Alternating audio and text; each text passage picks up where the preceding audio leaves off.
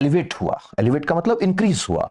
इसीलिए ऑक्सीटोसिन जो है इसको बोल देते हैं लव हार्मोन।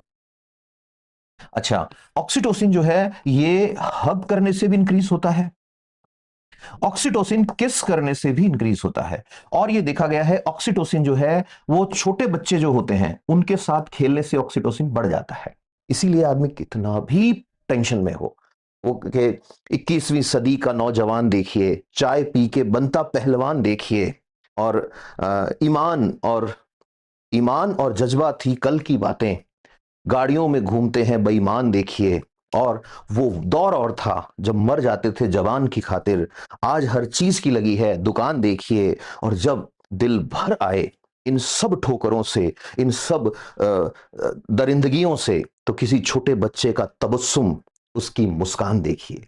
तो ये जो है, बस वाह वाह मत, जैसे ही उन्हें देखेंगे आपके चेहरे पर एक स्माइल आएगी, आपके काबू में नहीं रहेगी वो स्माइल। इसलिए अनुभवी दादियां जो होती हैं, अनुभवी दादी है, दादा है, उनको तुरंत पता लग जाता है पोती या पोते का चक्कर चल रहा है। रीजन, वो चेहरा ही अलग दिखता है। तो इसीलिए तो सरताज जी ने लिखा है ना, शानू अजकल शीशा बड़ा छेड़दा, वो शीशा भी छेड़ने लग गया है। रीजन, ऑक्सीटोसिन हाई है। ठीक है, अब देखो विजुअल कॉर्टेक्स जैसी हासिल किया है, इसीलिए वो जो सूफी लोग हैं, सूफी लिटरेचर जब पढ़ोगे उसमें आपको साइकोलॉजी और साइंस दोनों दिखेगी। वहां पे वो क्या बोलते हैं कि सब तन खाइयो कागा मोरा, चुन चुन खाइयो मांस, दो नैना मत खाइयो मोहे पिया के मिलन की आस। ये जो रिवॉर्ड है, ये जब एक 15-16 साल का लड़का प्रेम में है, एक लड़की प्रेम में है, तो सिर्फ उसका चेहरा हो सकता है कि बस एक झलक मिल जाए उसकी। हो सकता है उसका एक एसएमएस आ गया, इतने में ही आप एकदम से डोपामिन जंप मार गया, अब नींद अच्छी आएगी बोले। ठीक है, वो गुड नाइट जो एक होता है कि भाई इनके हुआ क्या है, इन नए लड़के लड़कियों के एक गुड नाइट के चक्कर में ये रात को 2 बजे तक जग रहा है। यस, वो रिवॉर्ड जब आप पढ़ेंगे तो शास्त्रों में और स्पेशली भागवत गीता में स्थिर प्रज्ञ कहा गया है। स्थिर प्रज्ञ मतलब ऐसा स्वभाव जिसमें आदमी आनंदित रहता है, ये मानकर काम करता है कि बस काम करना ही मेरे जीवन का उद्देश्य है। काम का मतलब कर्म, कर्म करना ही मेरे जीवन का उद्देश्य है।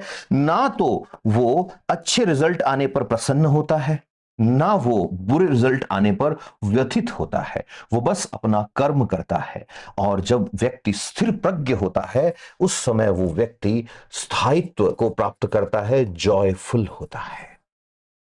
तो आगे से कभी दिमाग में ये सवाल आए, प्रेमानंद जी महाराज इतने खुश क्यों रहते हैं, क्या साइंस के पास जवाब है इसका? है साइंस के पास जवाब। प्रेमानंद जी महाराज चलते फिरते एग्जाम्पल हैं स्थिर प्रज्ञ होने के।